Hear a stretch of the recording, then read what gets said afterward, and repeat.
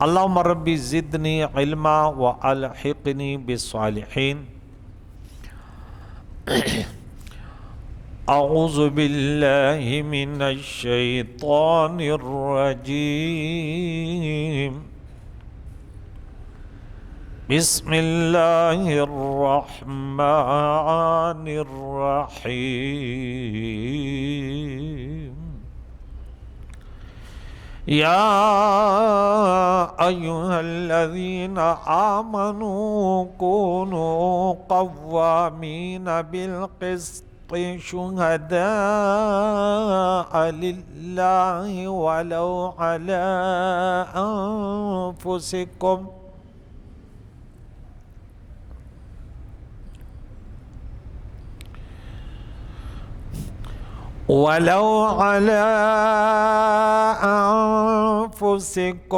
أو الوالدين والأقربين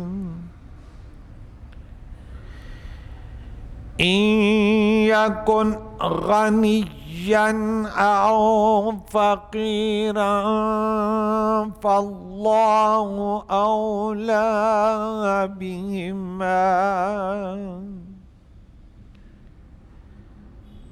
فلا تتبعوا الهوى أن تعدلوا وإن تلووا أو تعرضوا فإن الله كان بما تعملون خبيرا۔ صدق اللہ العظیم۔ یا ایھا الذین آمنوا سورہ نساء کی آیت نمبر 135 سے قرآن مجید فرقان حمید میں یہ حکم دو جگہ ہے۔ سورہ نمبر 4 پارہ نمبر 5 آیت نمبر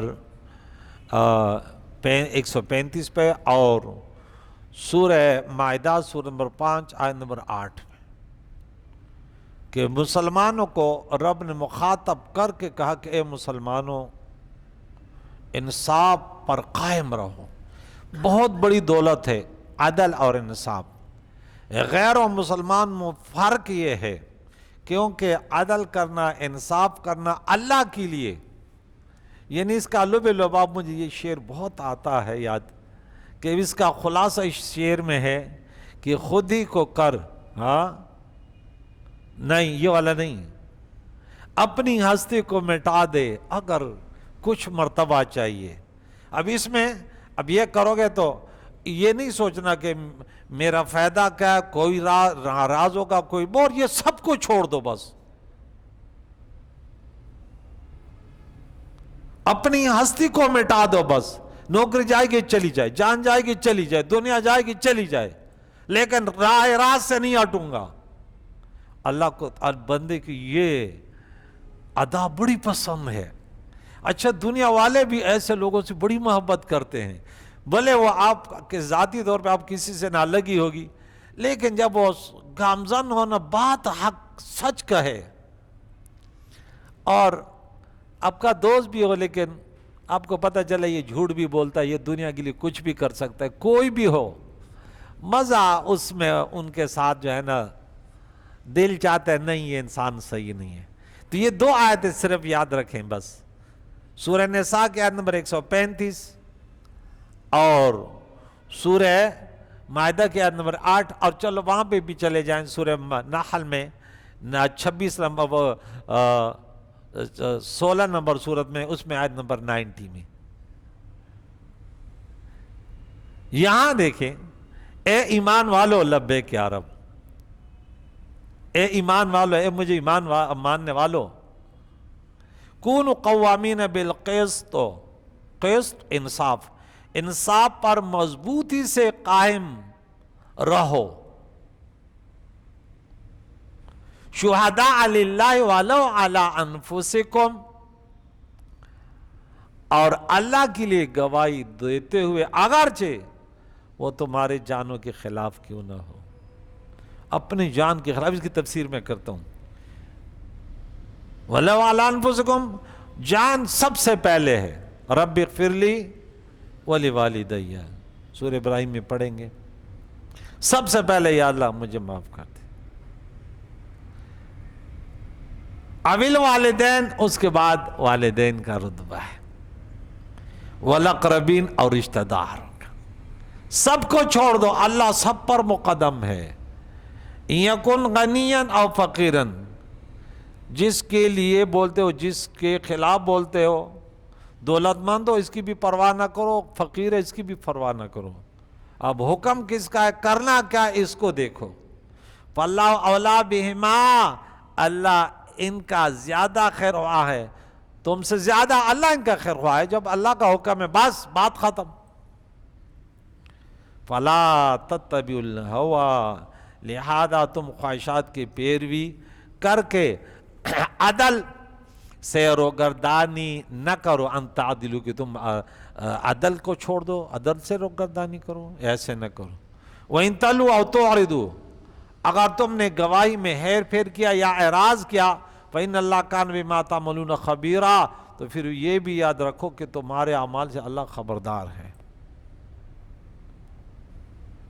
اس سے پہلی آیتوں میں ہم نے جو پڑھا, عورتوں, یتیموں, لڑکیوں اور کمزور بچوں کے حقوق ادا کرنے کا حکم دیا تھا, اور عورتوں کو یہ ہدایت دی تھی کہ اگر انہیں اپنے شوہروں سے بے رغبتی اور علیحدگی کا خطرہ ہو تو اپنے بعض حقوق معاف کر کے. وہ اس پر گفتگو ہوئی کہ ہماری مائیں بہنیں یہ نہیں کرتی. میں نے اس پر کئی مثالیں دی کہ بعض گھر بگڑے ہوتے ہیں. میں ان بیٹی اور بہن کو نصیحت کرتا ہوں کہ آپ تھوڑے سے یہ جو آپ جس راستے پر گامزن چاہتے ہیں, آپ کا شوہر اس پہ نہیں چل سکتے گا. آپ کہتے ہیں میرا گھر آباد ہو, تھوڑے سے اپنے یہ حقوق چھوڑ دو. آج کل تو چھوڑنا کیا, آج کل تو وہ ایسے ایسے بیان کرتی ہیں کہ میری بیٹیاں ہیں, میری بہنیں ہیں, میں ہر انسان, ہر مسلمان کی عزت کرتا ہوں. کہ آج میں ایک بچوں کو اپنا خواب بتا رہا تھا, تو اس خواب میں بھی میں نے بولا دیکھیں, میں نے بولا شکر عقیدہ اتنا ہے کہ خواب میں بھی میں نے وہاں پہ بھی انصاف کیا کہ ڈاکو ہمیں لوٹ رہے تھے. تو اب آج کل ڈاکو کا خطرہ ہوتا ہے نا, تو ایک ڈاکو آیا, اس نے مجھے کلاشن کو پکڑایا, بولو تو ان ڈاکوؤں کو مار. میں نے اس کو واپس کر دیا. میں نے بولا یہ ہم رسول اللہ کی امت پر گولی نہیں چلاتے. اب وہ تو خواب تھا نا, لیکن اس میں بھی الحمدللہ وہ عقیدہ پختہ تھا کہ نہیں, رسول اللہ کی امت ہے بھلے گناہگار ہو. اب نسبت دیکھیں آپ, اگر آپ سوچیں نا, ارے کوئی بھی ہے میرے نبی کی امت ہے یار, اور حضور ہم پر جو ہے نا رؤوف الرحیم ہے. بڑے حضور علیہ الصلوۃ والسلام کو کہ بڑا دکھ, دنیا میں آیا تو امتی امتی, ہاں لامکان پہ گیا تو امتی امتی. قیامت کے دن ہر انسان, حتی الانبیاء, اللہم سلم نفسی, میرے نبی ہمیں ہماری فکر میں اللہم امتی امتی, اللہم سلم امتی. کتنے پیارے نبی ہیں. تو ہمیں بھی کم از کم ذاتیات اور یہ چھوڑ کر حضور کی امت کا وہ کرنا چاہیے. تو یہ میں نصیحت کرتا ہوں کہ یہ اچھا, یہ بات حضور نے, اللہ تعالیٰ نے فرمایا کہ صلح کر لو, اپنے گھروں کو ویران ہونے سے بچاؤ. اور شوہروں کو بھی حکم دیا کہ وہ بیووں کے ساتھ عدل و انصاف کرے. عرض کے اس پورے رکوع میں جو گزری عائلی اور خانگی معاملات میں عدل و انصاف کرنے کا حکم دیا تھا, اور اس آیت میں عمومی طور پر عدل اور انصاف کرنے کا حکم دیا ہے. دوسری وجہ یہ ہے کہ گزشتہ آیات میں حقوق العباد کو ادا کرنے کا حکم دیا تھا, اور اس آیت مقدسہ میں گواہی دینے کا حکم فرمایا. ان حقوق اللہ کو ادا کرنے کا حکم دیا. تیسری وجہ یہ ہے کہ اس سے متصل پہلی آیت میں محض دنیا کو طلب کرنے کی مذمت کی تھی کہ جو دنیا اپنی دنیا کی کھیتی کو آباد کرنا چاہتا ہے تو آخرت کی کھیتی اس کی برباد ہوگی. اور دنیا و آخرت دونوں کو طلب کرنے کی ترغیب دی تھی, جو سورہ بقرہ میں ہم بات پڑھتے ہیں. ہر نماز میں تقریباً بعض لوگ یہی دعا پڑھتے ہیں, اللہم ربنا آتنا فی الدنیا حسنہ وفی الآخرۃ حسنہ وقنا عذاب النار, جو 201 نمبر آیت ہے. اس آیت میں اس نہج پر فرمایا کہ تم اللہ کے لیے انصاف پر قائم رہو, اور اللہ کے لیے گواہی دو۔ خلاصہ یہ ہے کہ تمہارا ہر عمل اللہ کے لیے ہو، حتیٰ کہ ہر حرکت اور ہر سکون، ہر قول اور ہر فعل اللہ کے لیے ہو، اور یہی انسانیت کی معراج ہے۔ ورنہ محض پیٹ بھرنے کے لیے ہر جائز و ناجائز طریقے سے کھا لینا اور جسے چاہے قضاء شہوت کر لینا ہی مقصود ہو، تو پھر انسان اور جانور میں فرق کیا ہے؟ پھر مسلمان اور غیر مسلمان میں کیا فرق ہے؟ آج اگرچہ ہم انصاف سے بات کریں تو دنیا معاملے میں ہم مسلمان اللہ کے لیے غیروں سے آگے نہیں ہیں، اللہ کو واحد لا شریک مانتے، لیکن عملی میدان میں جو حرام خوری ہم کرتے ہیں نا ہم مسلمان، معذرت کے ساتھ کوئی فتویٰ نہ لگائے، لیکن وہ ہم سے حقوق العباد میں زیادہ ہم سے، حالانکہ ہمیں پتہ بھی ہے کہ حقوق العباد معاف نہیں ہوتے، لیکن رشوت کا وقت آ جائے یا جو ہے نا دوسروں کے مال چھیننے کا وقت آ جائے، پڑوسی کے ستانے کا وقت آ جائے، تو کسی میں ہم نے کسر نہ چھوڑا۔ بڑا دکھ ہوتا ہے اس پہ، ہماری اکثریت یہ ہے۔ اور پھر کہتے ہیں کہ ہمیں سکون کیوں نہیں ملتا، ہمیں ترقی کیوں نہیں۔ ارے ترقی کیسے ملے گی؟ ہماری سوچیں غلط ہے۔ اگر ہمارے اسلاف آگے نکلے، غیر جو ہے نا وہ نیچے ہوئے اور آگے، ان کے اندر عدل تھا، ان کے اندر انصاف، قرآن پڑھتے تو اس پر عمل کرتے۔ ہم تو سب سے پہلے تو جو قرآن پاک پڑھا رہے سب سے پہلے تو ہمارا دشمن، یہ پریکٹیکل مجھے پتہ ہے۔ کہتا ہے یار یہ مولوی بڑا بدمعاش، بھائی بدمعاش نہیں، خدا رہا، یہ تو اللہ کا حکم سناتا ہے صرف اور خاص کر۔ یہ فرقواریت پر کیوں نہیں بولتا؟ یہ تو عام حکم بیان کر رہا ہے۔ اب دیکھیں اس مولوی کے سب سے زیادہ لوگ ان کے اوپر کمنٹ بھی کرتے ہیں، اس کو سنتا بھی ہیں، جو سب سے زیادہ خرافات بکے، بس اس کا یہ موضوع بھی نہیں ہو کہ پاکستان کیوں ڈوب رہا ہے، مسلمانوں کو کیوں یہ ذلت کا دن دیکھا جا رہا ہے، یار یہ ملک استحکام کی طرف کیوں نہیں جا رہا، یہ ہمارے حکمران یہ سب کو کیوں ہو رہا ہے۔ ہم نے کبھی اس پر سوچا ہی نہیں ہے، ہم تو اسی پر سوچتے ہیں کہ بس میں صحیح ہوں، دوسرا یہ مولوی یوں کر رہا ہے اور یہ مولوی یوں نہیں کر رہا، اور یہ مولوی فاتح پڑھا رہا ہے، یہ مولوی فاتح نہیں پڑھا رہا، یہ مولوی یوں کر رہا ہے۔ بس یہ ہمارا مشن ہے، اللہ کی پناہ یہ موضوع ہے ہمارے ہاں۔ جب جنگ خاص اور کنج خاص وغیرہ جو ہے نا، جب عراق میں ہمارے کتابوں کو دجلہ دریا کو انہوں نے اتنے کتابیں کی کہ کلر چینج ہو گیا، اس وقت ہم انہوں میں لگے ہوئے تھے۔ بھئی اب کتنے ہمارے شہر، ہمارے محلے میں، اس محلے کا امام ہوں، کتنے بے نمازی، مجھے بے نمازی کو تو فکر ہی نہیں ہے۔ میں زیادہ کھول کر نہیں بول سکتا، ورنہ زیادہ میں کھول کر اس سے بولتا، لیکن میں بہت زیادہ فساد سے ڈرا، بہت سارے فتوے لگ جائیں گے، پھر تم لوگ بھی نہیں بچاؤ گے۔ یہاں پہ آ جائے گا بولے کہ مولوی تو گمراہ ہو گیا، حالانکہ میں حق بولتا ہوں کہ بھئی ایسا نہیں کرنا چاہیے تمہیں، ہمارے کچھ فرائض ہیں، حالات کو اتنے علماء کیوں کنٹرول نہیں کر سکتے؟ اس پر کبھی ہم نے جلوس بھی نکالا کہ بھائی کھلے عام شراب پی جا رہی ہے، کھلے عام بدکاریاں ہو رہی ہیں، کھلے عام نمازیں چھوٹی جا رہی ہیں، کس کا تو بڑا وہ جرم ہو رہا ہے؟ میں ایک پروگرام اگر شب برات میں ہم سنی الحمدللہ کرتے ہیں، لیکن میں نہیں کرتا، میں بولا آج پروگرام نہیں کہا، یہاں پہ آگے فتح انہوں نے تو بڑی رات کو وہ بھی نہیں کیا تھا۔ بھائی کوئی فرض نماز چھوڑیے، کیا کیا بھائی؟ لیکن اس کے لیے 10، کیونکہ ان کو موقع مولے گا، یہ مولوی بہت سناتا تھا، آج تو موقع ہے بولنے کا، آج بولیں گے۔ رب فرماتے ہیں نہیں، یہ قوامینہ جو ہے نا مبالغے کا، بڑی مضبوطی سے، یہ مشکل کام ہے۔ ہاں جنت میں جانا ہے ایسے کوئی آسان کام نہیں ہے، جو کوئی بھی کھیلو اس میں کوئی کپ لینا، کوئی دوسروں کو ہرانا، یہ آسان کام ہوتا ہے، حالانکہ وہاں مد مقابل برابر ہوتے ہیں، 12 کھلاڑی ادھر ہیں، یہ بھی ورزش کر رہے ہیں، یہ بھی ورزش کر رہے ہیں، وہ جیسے کر رہے ہیں، لیکن یہاں ہم تنے تنہا جب جنت کمائیں گے، اللہ کو راضی کریں گے، وہاں ایک نہیں ہے، ہم پلہ نہیں ہے، بلکہ وہ 2 ہیں، ہم اکیلے ہیں۔ برا معاشرہ ہے۔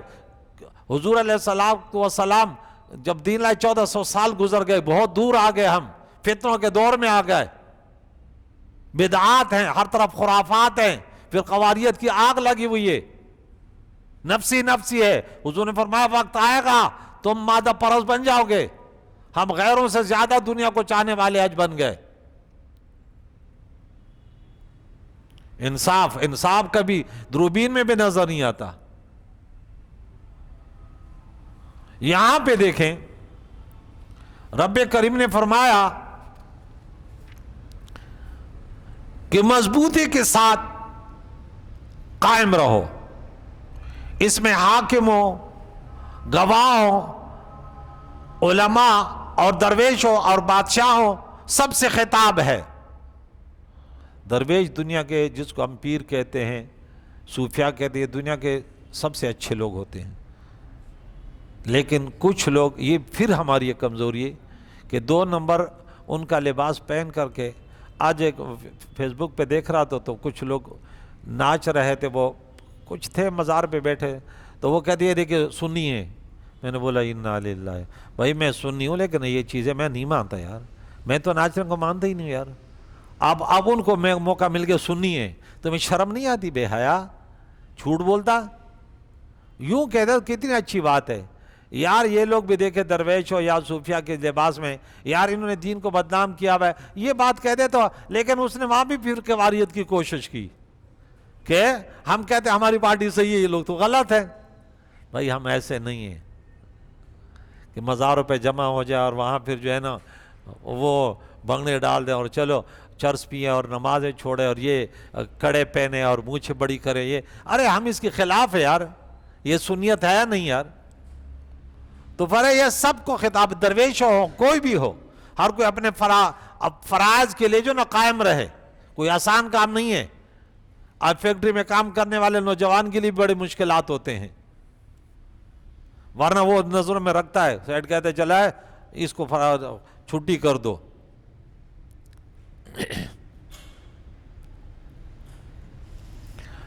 درویش اور بادشاہوں سب سے خطاب ہے، ہر شخص اپنی حیثیت کے مطابق انصاف کرے۔ قوامین مبالغہ فرما کر یہ بتایا گیا کہ مسلمان کی ہر بات، ہر عمل، زندگی کا ہر شعبہ انصاف پر مبنی ہو۔ قوامین، قائمین نہیں کہا، مبالغہ کے ساتھ، کہ انسان یہ کوئی آسان کام نہیں ہے کہ ہر مسلمان کی ہر بات، ہر عمل، زندگی کا ہر شعبہ انصاف پر مبنی ہو۔ اپنے گناہوں کا اقرار، نیکیوں میں قصور کا اعتراف، عرض ہے کہ ہزار ہا چیزیں انصاف میں داخل ہیں۔ اب دیکھیں کتنی اچھی بات ہے، میں کہہ دوں کہ بھائی میں عالم دین ہوں، میں کوشش کرتا ہوں لیکن اپنے فرائضوں پر ہم صحیح نہیں اترے۔ میں اہل سنت و جماعت کا ایک فرد ہوں، لیکن میں اگر بڑا ہوں تو میں کہتا ہوں ہمارے کچھ قصور ہیں۔ نوجوانوں، اے سنیوں، اے عمر رسیدوں، ہمارے قصور ہیں۔ نمازیں ہماری صحیح نہیں ہے، ہمارے والدین کی خدمت صحیح نہیں ہے، ہمارے کمائی کا ذریعہ صحیح نہیں ہے، ہمارے پڑوسیوں سے اچھا سلوک نہیں ہے، بڑوں کی تعظیم نہیں ہے، چھوٹوں پر شفقت نہیں ہے، ہماری تربیت صحیح نہیں ہے، ہمارا قصور ہے۔ ہمیں تو اس کی فکر ہی نہیں ہے نا۔ جو ہمارا جتنا جلالی مولوی ہوتا ہے، کاش اس پر بھی اپنا جلال کرتا کہ دیکھ لینا سنیو، تم سمجھتے ہو کہ میں تمہارا بڑا ہوں، تم نماز نہ پڑھو میں دیکھوں گا، قیامت کے دن تمہاری شکایت کروں گا، یا اللہ میں نے کھل کر کہا کہ نماز میں سستی بھی کرو گے، سورہ نمبر 4 اس میں آ رہا ہے، 142 نمبر آیت، اور سورت نمبر 9 اس میں 54 نمبر آیت میں کہ نماز میں ہمیشہ سستی کرنے والا، قرآن کہتا ہے منافق ہوتے ہیں۔ تو کبھی اپنے عوام پر بھی تو غصہ کرو۔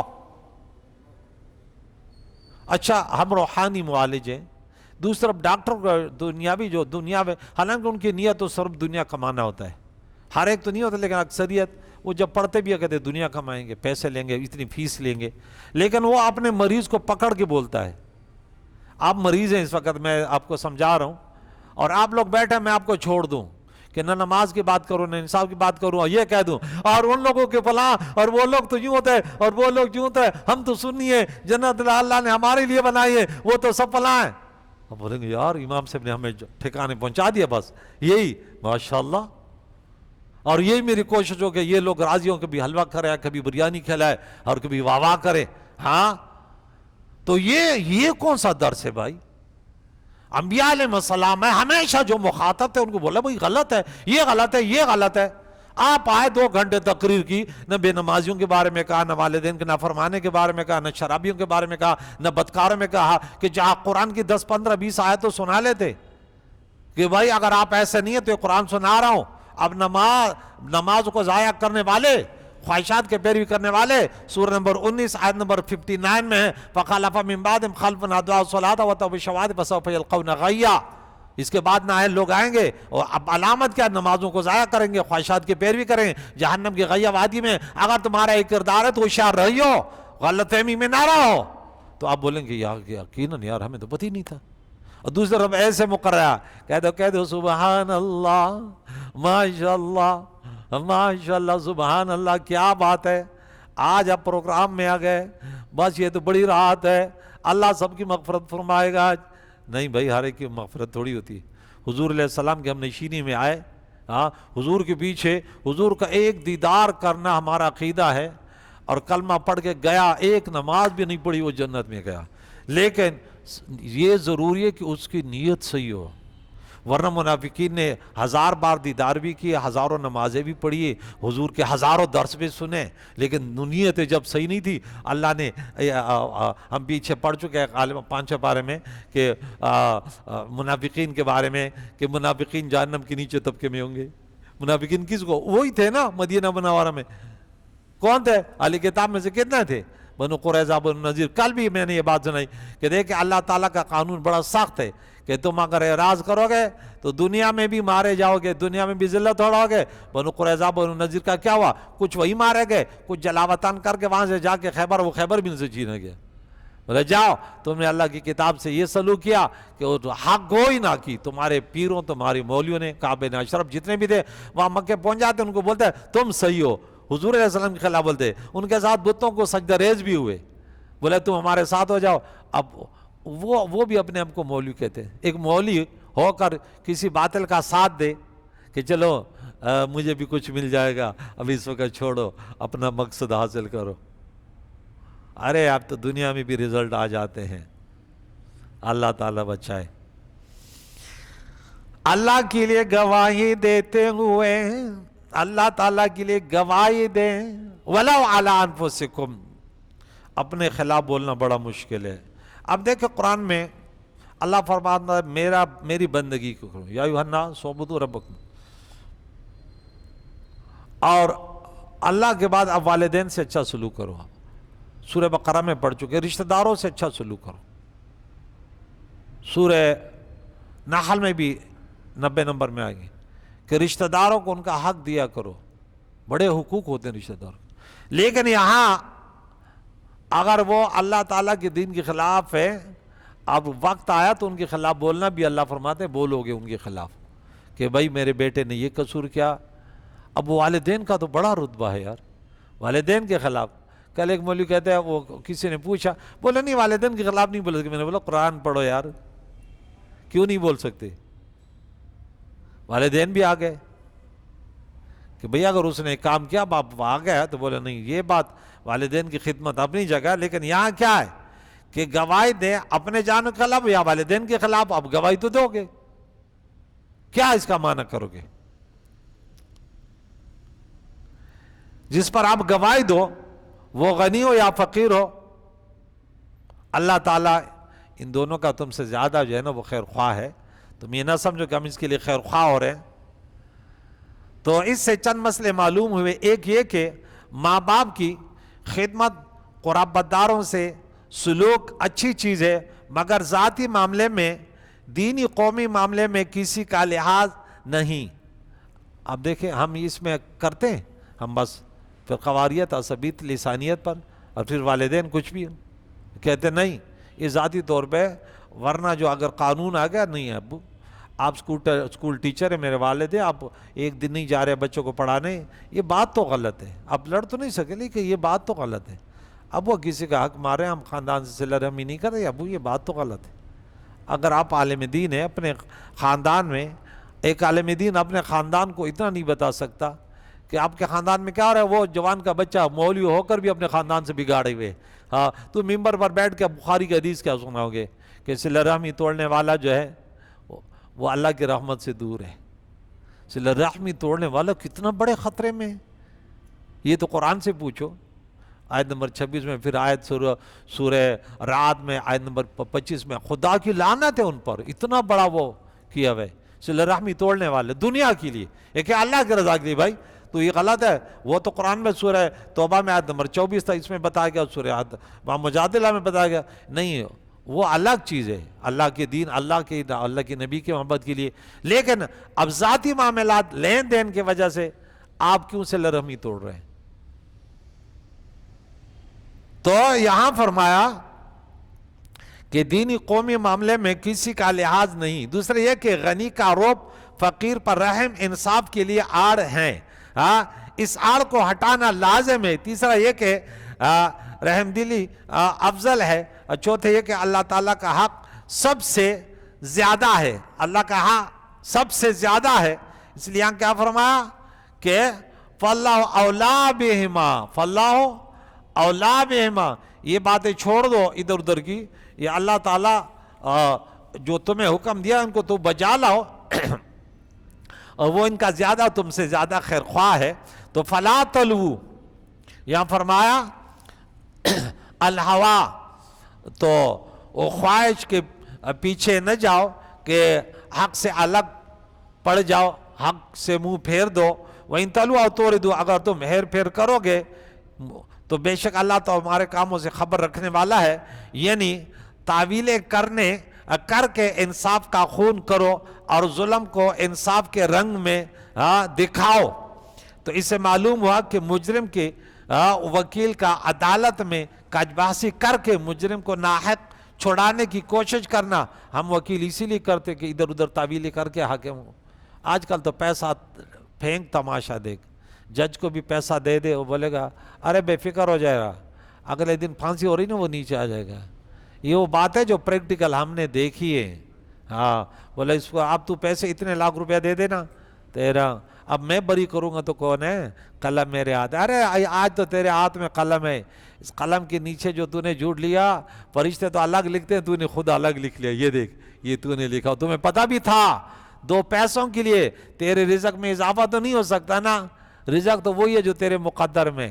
یہ آیت جو ہم نے پڑھی نا کہ جو آخرت کی کھیتی کو چاہتا ہے، نہیں دنیا کی، من کان یرید العاجلۃ عجلنا له فیہا ما نشاء، جو دنیا کو چاہتا ہے، جو دنیا اتنی دیں گے جتنا ہم چاہتے ہیں، لیکن پھر ٹھکانہ کیا ہے؟ وما له فی الآخرۃ من خلاق، آخرت میں پھر کچھ نہیں ہے. تو نے مجرم کے لیے تو بہت کچھ کیا. اس کرسی بھی تمہیں اس لیے بٹھایا گیا کہ اوپر سے ارے غیروں کا دباؤ تو تب آتا ہے جب تیرا ایمان مضبوط نہیں ہے، ورنہ آرام سے وہ دے دے کہ میں اس کرسی کے قابل نہیں. امام ابو حنیفہ کو زہر پلایا گیا، شہادت کی موت، لیکن حکمرانوں کے انہوں نے قاضی بنانے کی کوشش کو، میں بولا میں اس قابل نہیں ہوں. عدالت جو جیلوں میں ڈالا، کوڑے لگوائے گئے. امام ابو حنیفہ دنیا کا کتنا بڑا ولی گزرا ہے. آج کل ہم بھی مولوی کرسی کے لیے کیا کچھ نہیں کرتے کہ وہاں تک ہماری رسائی ہوتا کہ بینک سے ہمارے ابھی پاکستان کے خزانوں تک رسائی ہو جائے. ایک مولوی تھا، بہت پہلے وقت کی بات ہے، 2005 کی، جب KPK میں علماء نے اتحاد کیا تو ان کی حکومت ہے نا.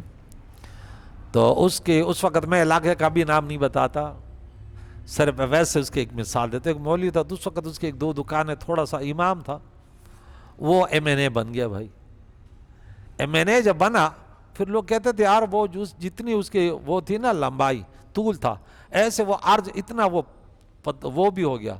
بولا اگر پیٹرول پمپ دیکھیں، CNG پمپ دیکھیں، تو بھائی ہم تو حیران ہو گئے کہ بھائی یہ تو عالم دین یہ بن گیا. میں نے دیکھا اگر کوئی بولے گا نا علم بلاغت میں، کسی کا میں نے نام بھی نہیں لیا، کل وہ لوگ سن کے آ جائیں اس کے چمچے، ہم بولا ہم نے تو اسے لاگا اب تم چور کے داڑھی میں تین کا. تو بولے یار یہ تو قرآن سناتا تھا، یہ اس نے جو ریکارڈ قائم کیے کہ کوئی 2 مولوی جاتے تھے نا، دیکھتا تھا اس کا بھی مدرسہ ہے، اس کا بھی مدرسہ ہے. تو جو اس کے گروپ کا ہوتا تھا وہ جوان کا بچہ اس کے اگر 50 طلباء ہوتے وہ 2000 لکھ کے دیتا. بولا چلو یار پاکستان کے خزانے پھر ہماری باری آ گئی یا نہیں. چلو علماء بڑے شان والے ہیں، لیکن اس قسم کے کردار ادا کرنے والے یہ علماء کے نام پر دھبا ہے. اور اللہ نے فرمایا ہے سورہ نحل توبہ میں ہے کہ مولویوں کو خدا نہیں سمجھو، ان کے اندر بھی 2 نمبر ہوتے ہیں. علماء قرآن کہتا ہے کہ اللہ سے ڈرنے والے علماء ہیں، لیکن ایسے ان میں ہوتے ہیں. یہودیوں نے تو اپنا دین، عیسائیوں نے اپنے دین برباد نہیں کیا تھا. کیا ہمارے ہاں ایسے نہیں آ سکتے 73 فرقے بنیں گے تو ہر ایک میں علماء نہیں ہوں گے کیا؟ لیکن حق گو نہیں ہوں گے، قرآن پڑھنے والے ہوں گے، قرآن زبان سے پڑھیں گے، حلق سے نیچے نہیں اتریں گے ان کا. پھر قواریت مقصود ہے ان کو، ورنہ ان کے زبان میں کوئی تاثیر نہیں، بس یہ میرے پیر کا مرید ہے، بس یہ مسلمان ہے، اور یہ کسی اور کا، اس کو تو اس کے سلام کا میں جواب بھی نہیں دیتا. یہ کون سا انصاف ہے؟ تیرے نبی کا امت ہی تو دونوں ہے نا. آپ نے بولا نہیں یہ ہمارے والا ہے، یہ ہمارے والا ہے. کیوں؟ یہ میرے پیر کا مرید ہے. بھائی انا للہ، ہر ایک تیرے پیر کا مرید نہیں ہو سکتا، کوئی دوسری پیر کا مرید ہوگا. اور سب سے بڑی بات تو ہے حضور کا امتی ہے. ارے اتنی بڑی بات ہے، تیرے رب کا بندہ ہے. کافر بھی اتنا تو کہہ سکتے میرے رب کا مخلوق تو ہے نا. اگر اس کے لیے آپ نے اچھی سوچ رکھی، اس سے اچھا سلوک کرتا ہوں، ہو سکتا ہے ہمارے دین سے متاثر ہو. دین سے متاثر ہوگا تو کلمہ پڑے گا نا. تیرا کردار ہی ایسے ہے، بولے بھائی اس دین کے طرف میں نہیں آتا جس میں بچوں سے بھی بدکاری کر کے قتل کیے جاتے ہیں. اللہ کی پناہ. عمل سے زندگی بنتی ہے، جنت بھی جہنم بھی. یہ خاکی اپنی فطرت میں نہ ناری ہے نہ نوری.